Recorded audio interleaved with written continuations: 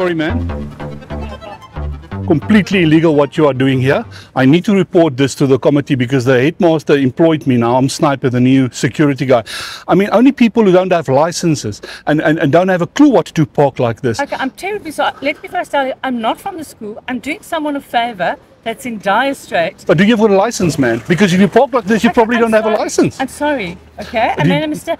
I'm actually waiting for a boy that's in dire straits. His mother's just phoned me. But what is that boy's surname, man? I don't know. I don't even know the woman. She's just phoned me. I'm sorry. That's why I'm checking. But you've got a kid in the school. No, I don't have a kid in the school. My girls are all in Girls High. I'm sorry. so this, I didn't know. I'm but sorry. If you can give us that boy's surname, we're going to put... I'll get the boy. Sy van 'n Stroebel. Stroebel. Dit gaan R1000 wees. Ons gaan dit by die skoolfonds sit Stroebel. Ja. Ek is jammer. Ek dink jy kan 'n bietjie grys op my. Mag ek net vir mevrou vra?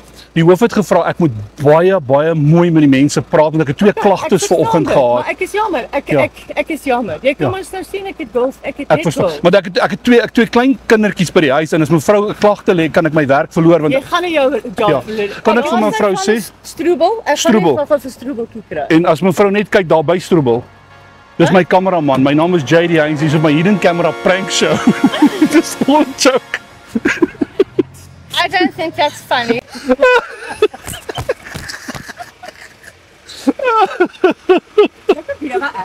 She's shaking, Bertus. She's shaking. Bertus, jy's in die moeilikheid hoor. Hierdie dame gaan jou nooit vergewe nie. Oh, Jesus, it was amazing. Maar jy het gou reg getrek, hè?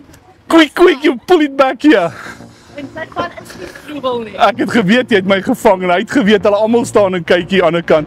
Okay, so you must do me a nice favor now. No. Please look in the lens and say JD Pranks, you've got me. JD Pranks got me big time. Dankie vir jou, né? Baie dankie.